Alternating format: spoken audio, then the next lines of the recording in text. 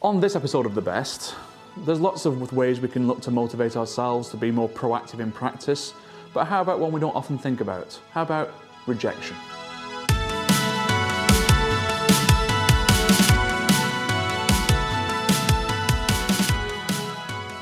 In recent times, the most powerful motivator I've had has been rejection. Here's what happened. In 2019, I spent most of the year trying to acquire an organization. And all the way along, it looked like it was going to happen. So the terms were agreed and the money was set aside and everything needed to happen, heads of terms, everything was done as it should be. And the whole thing fell apart. And it fell apart because of the case of a face not fitting within an organization. So politics, basically, is what stopped it. And when that happened, I had 4 options open to me because buying this business was going to change my business. It was going to catapult me to the next level of development in my career and what I'm trying to build. And now it was all in ruins, and the whole plan for the following year, all up in smoke. So I had 4 options. Option 1 was to go back to the day job and to carry on doing what I do. Option 2 was to try and get back around the table with the sellers to see if we could find a new way of doing a deal. Option 3 was to speak to the new buyers because they had scrambled quickly to find new buyers and maybe hop on board with them and go in as part of a consortium. And the 4th option was to set up my own version of what this business did. Now, that was my least favorite option by a distance. Very, very hard work. There's a reason why people don't do it.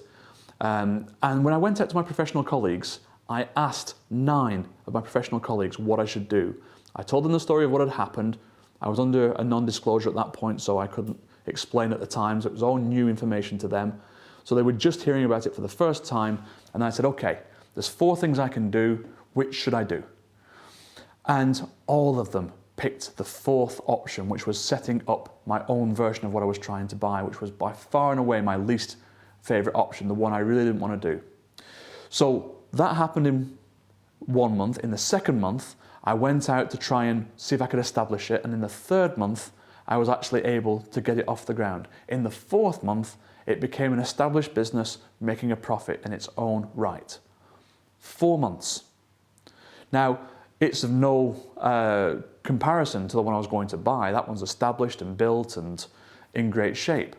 But it took 4 months from I don't want to do it through to established business. Now, would I back myself to build a business in 4 months normally? No, I wouldn't. So why was it possible at all? It was possible because of how much I was motivated by the fact that I had been rejected on a previous proposition.